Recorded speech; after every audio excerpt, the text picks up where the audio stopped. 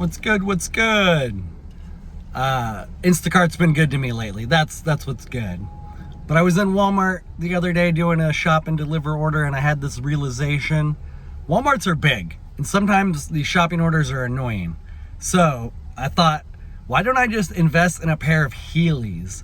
You know, those like shoes with the wheels so you can scoot around.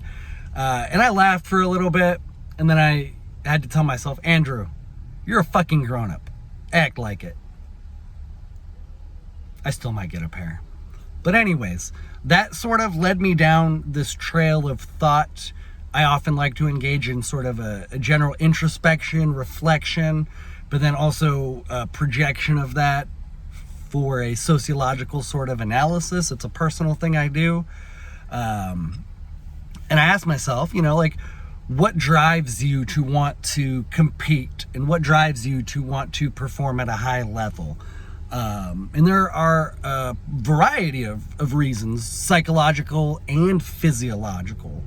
And where I went and what I want to try to touch on for the topic of this video is the nature of competition.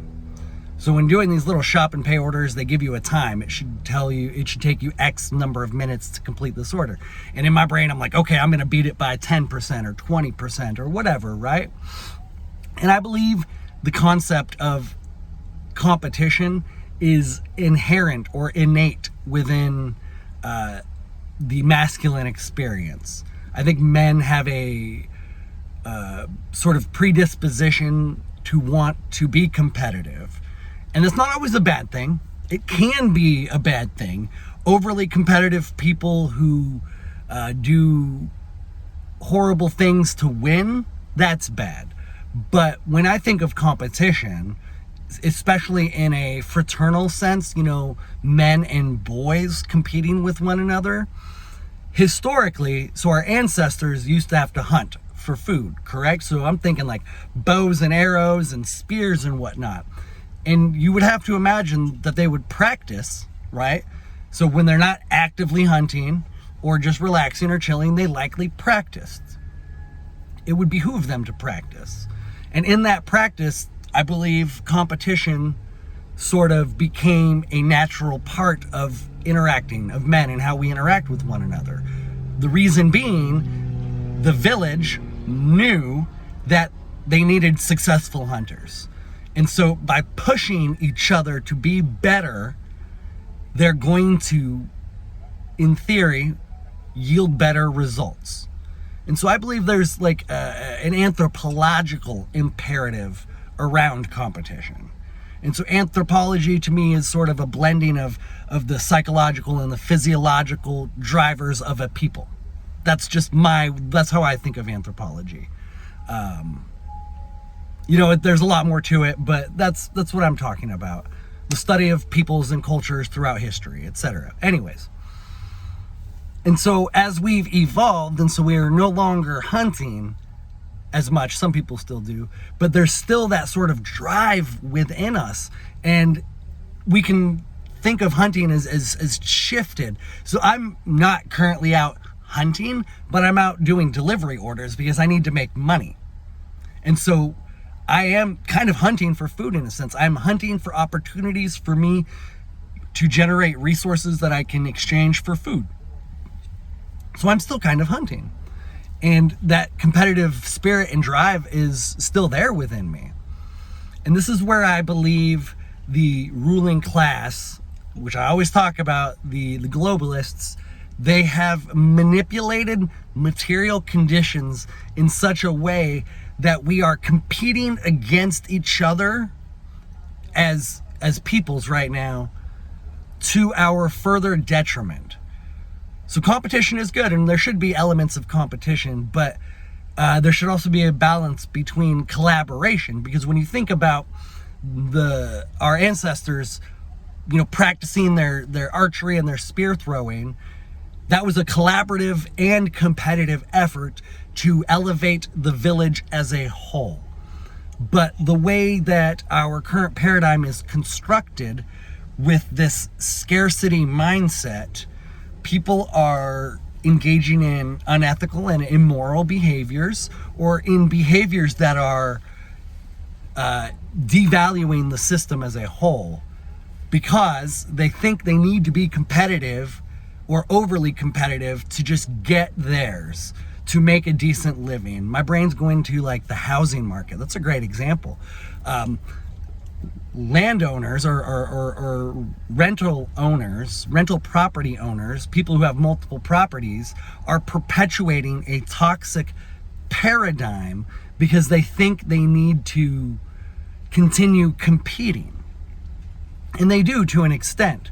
But when we all lose, or most of us lose through this process,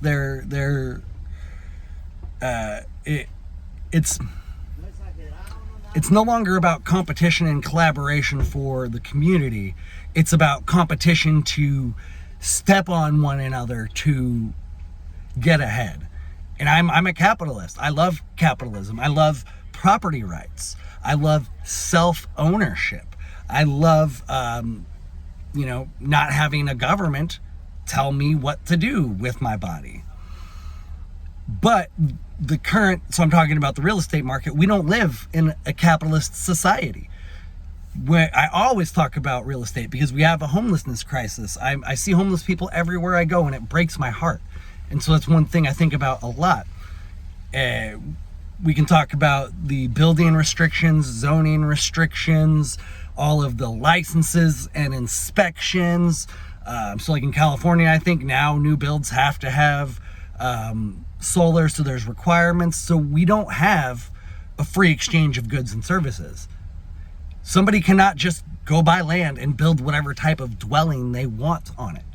This is not capitalism. And so people have to compete within a confines, within specific controlled parameters that encourage stepping on those below them to get ahead because of the parameters.